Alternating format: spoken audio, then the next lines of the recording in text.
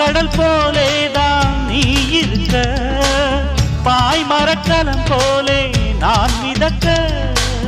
ராத்திரி தூங்காமல் நான் தவிக்க, ராஜனின் லீலைகள் நோய் தணிக்க. வெட்கம் தீர நான் உன்னை சேர, தொட்டு விளையாட ஆனந்தம் கூடாது.